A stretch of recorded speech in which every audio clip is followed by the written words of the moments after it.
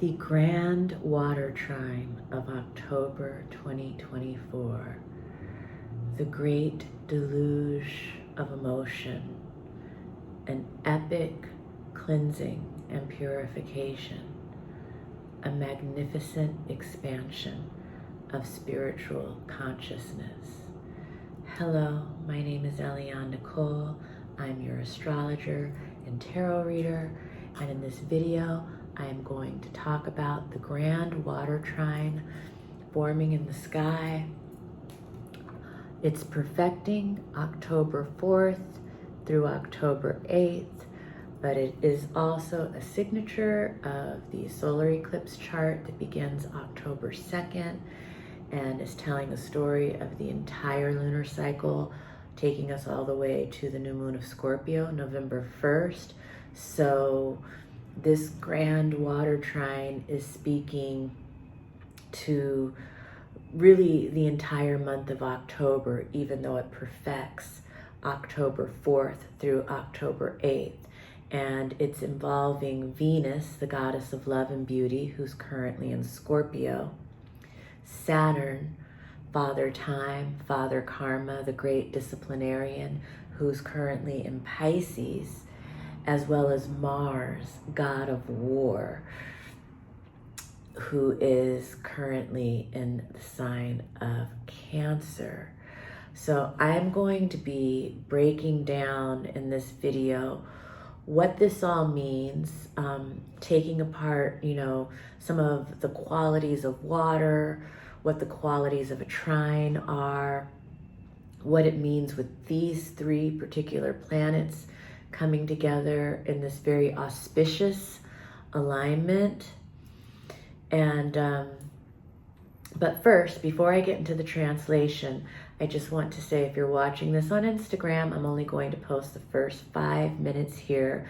The entire video will be available on my YouTube channel, Eliane-Nicole. My YouTube channel is my name, Eliane-Nicole. So please find me there, and please subscribe to my YouTube channel and hit the notification bell so you're notified every time I post a new video. And please like and comment and share, because it really helps me in the algorithm, puts me in a position to continue to give these free astrological offerings.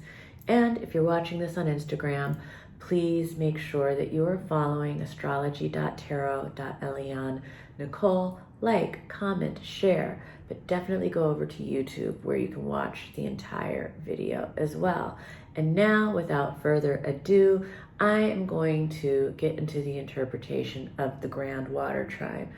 And I want to break down the components, because even though I want to talk about the specifics of this event, I think it's a good time in general just to talk about, the elements in astrology. The elements are so important.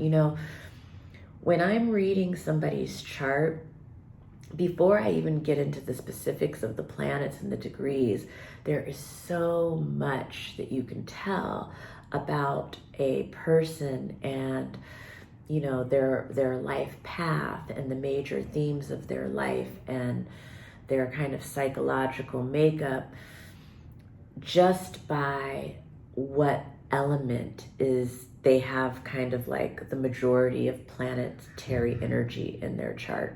And sometimes people are really dominant in one element or another. Sometimes people are missing a whole element, which is completely telling.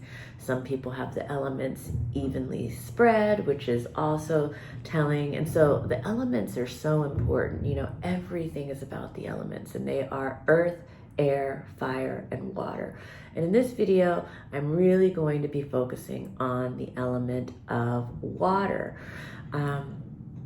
Water has so much to do with, our emotions. Water has to do with our memories. Our bodies are mostly comprised of water. Water is really the soul of the earth. I was reading some scientific journal recently that was talking about how water predates the earth. So just as we are born of water, from the water of our mother, the earth was born of the water. And so you know, water holds all of the memories and records everything that has ever happened on the planet. Some spiritual philosophers believe that that's where the Akashic record is held. And I don't want to get too esoteric with this, but, you know, in our personal lives, water is very much connected to, yes, our emotional landscape. It's connected to compassion, empathy, sensitivity, intuition. Water is purifying. Water is healing. Water is very connected to the imagination as well. And, you know, I made some notes because there were things that I don't want to leave out. And you know, water cleanses, water purifies, but water also corrodes and drowns. And so we have to have this great respect for water. This grand water trine involving Venus, the goddess of love and beauty, Saturn, the great authoritarian, and Mars, the god of war. It's very important to note that Venus in Scorpio is debilitated and Mars in Cancer are debilitated. So there's this sense that we are dealing with tough emotional terrain. However, the trine is a very supportive aspect, and Saturn in trine to Venus and Mars in their debilitated states where they are maybe struggling, Saturn is providing a lot of support. And so we see this sense with this grand trine of tremendous emotional and spiritual and psychic support during tough emotional terrain. And, you know, Venus and Saturn, in one of my favorite books, The Archetypal Universe or The Archetypal Universe might be the title, by Ren Butler, he talks about the relationship between Venus and Saturn in transit. He talks about the principles of satisfactory relationships and quality time, feelings of responsibility and commitment in one's relationship life, solid working partnerships, blendings of beauty and integrity. With the Venus and Mars combination, he talks about principles of passion, passionate enthusiasm for life, emotional warmth and vitality, dynamic craving for fun and enjoyment, harmonious self-assertion. So these are some of the, you know, qualities of just how the planets are connecting right now. And then with Venus, Saturn, and Mars all together, it's a signature of tempered love and compassion, romantic and sexual integrity, steady working partnerships, a gift for dynamic craftsmanship. And so these are some of the things that the planetary alignments themselves are denoting through the trine of their relationships, this harmonious trine coming together. But, you know, it manifests differently in our inner world versus in our relationship world versus in our political world versus geologically. And the transits are always working on all of these levels, and they have different interpretations on all of these levels. Geologically, we see that there's a lot of flooding going on. We're going to see a lot more of that through this cycle, a lot of rain, a lot of floods. And that was already kind of being signaled by that Pisces lunar eclipse, because Pisces is about water and the ocean, and the lunar eclipse brings up the shadow. And, you know, there's this sense that we are out of harmony with nature. And this Libra solar eclipse that's happening October 2nd is very much about, you know, the karmic balancing that has to happen because of our actions, you know, in our relationships, our actions towards Mother Earth and how we live within her realm. So there's a big karmic balancing that's going on in October, and it's not just about the here and now. it has to do with so much history, because we've also got Pluto at the 29th degree of Capricorn, wrapping up the old world. We've got Neptune in the late degree of Pisces. You know, we're at a very particular point in history, the coming together of a lot of major cycles of humanity, all culminating at this one point. And so it's not an easy time, but there's always a counterpoint to what we perceive as the most difficult times in the world. And what this grand water trine really makes me think about is the counterpoint of this great expansion in spiritual consciousness, and kind of like a rebirth in our connectedness to the oneness of humanity, and our connection to Mother Earth, and just the importance of water and how we respect and honor water. And so all of this is coming up with this grand water trine. In our personal lives, it has to do with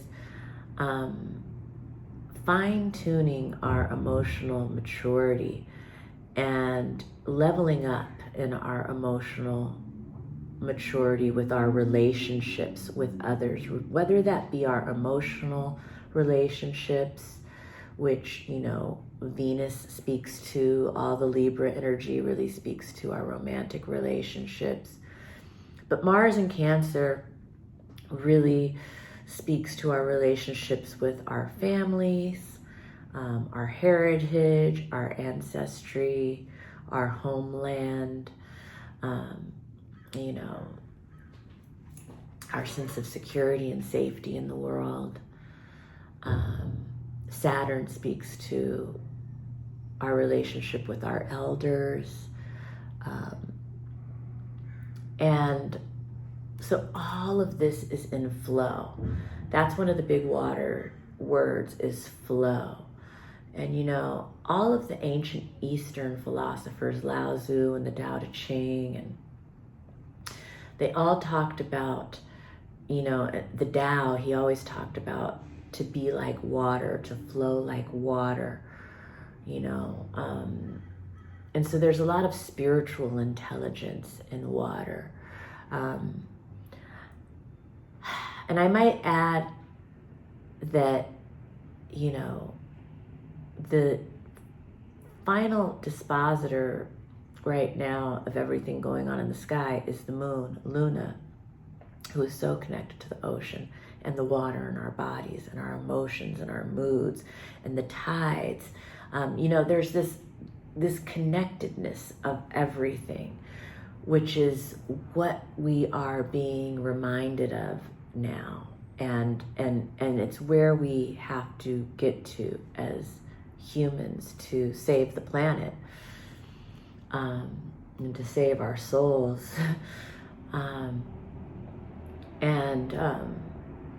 The moon is the final dispositor right now, kind of the overseer of all the planets, because, you know, Mars is in Cancer, ruled by the moon. Venus is in Scorpio, ruled by Mars, who's ruled by Cancer. And Jupiter is Saturn's dispositor, and Jupiter's in Gemini, ruled by Mercury, who's still in Libra, who's ruled by Venus, who's ruled by Mars, who's ruled by the moon. So the moon is the ultimate dispositor right now. And so this is the feminine principle. This is the nurturing principle. And there is such a relationship with the moon and the ocean, and the moon and the tides. And so that's just something to note. And again, there is so much in this cycle of October 2nd to November 1st that is about our emotional landscape, our emotional health, our emotional sobriety, you know, our emotional intelligence. And, you know, a lot of people are focused on IQ and intellectual intelligence, but emotional intelligence is a whole separate thing. And I might even add that a lot of people who have a high IQ can sometimes be lacking in their EQ, and it shows in their relationships and how they relate to the world and the planet.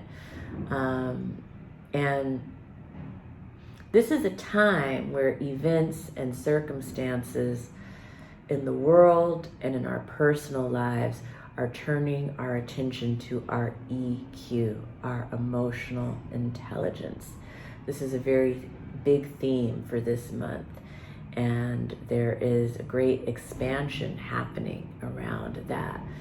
And it may be through challenges or difficult times that we are having an opportunity to exercise these muscles and have awareness around this and level up in this way, in a way that will ultimately be very beneficial in our lives, in our relationship to ourselves, our relationship to others, and our relationship to the world at large.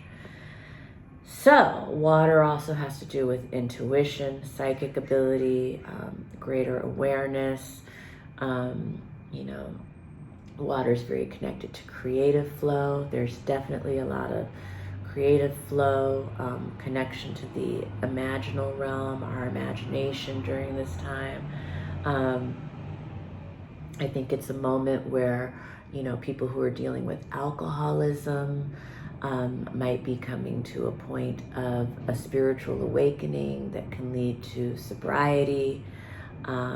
It can have to do with, actual water breaking for the birth of babies, but also like water breaking for the rebirth of our spiritual consciousness or the rebirth of our soul. In our interpersonal world, in our relationships, this has a lot to do with empathy and compassion for others. It has to do with, creative collaborations. It's a very fertile time, especially for people who have a lot of earth in their chart. This is going to be very, very fertile soil for whatever you want to grow, whether it's money or babies or a new creative project or your garden. And I want to say that this is going to be a very personal transit for people who have planets anywhere from 11 degrees to 21 degrees of any of the water signs, certainly, and also I guess it really involves the mutable signs, the cardinal signs, and the fixed signs. So a lot of people are really going to be personally impacted by this energy. It really is a collective experience. It's a universal experience, but also a personal experience. And, for the collective and for the personal, it's a deluge of emotions, a deluge of water, sensitivity, receptivity, intuition, cleansing, purifying, healing, nostalgia, empathy, generosity, compassion. This is very soulful. It can feel like a metaphorical kind of roaring rapids of emotion. And, obviously the geological experience has a lot to do with rain and floods and tsunamis and kind of water events. There is this quote that I want to share from John Blofield's book, The Wheel of Life. And he studied all the great Eastern philosophies and sages, and it says, of all the elements, the sage should take water as his preceptor. Water is yielding, but all-conquering. Water extinguishes fire, or finding itself likely to be defeated, escapes as steam and reforms. Water washes away soft earth, or when confronted by rocks, seeks a way around. It saturates the atmosphere so that wind dies. Water gives way to obstacles with deceptive humility, for no power can prevent it following its destined course to the sea. Water conquers by yielding. It never attacks, but always wins the last battle. I love that. And, you know, Lao Tzu in the Tao Te Ching again talks about water again, you know. And so, you know, that's the advice for this period. Flow like water. Go with the flow. And I also, you know, I just want to leave you with ancient childhood wisdom, you know, of the world, which is row, row, row your boat gently down the stream. Merrily, merrily, merrily, merrily. Life is but a dream. Thank you for joining me. To contact me for a reading, my information can be found in all of my socials or at my website, Eliane-Nicole, Eliane-Nicole.com. And it was a pleasure to read for you. Have a wonderful, grand water trine.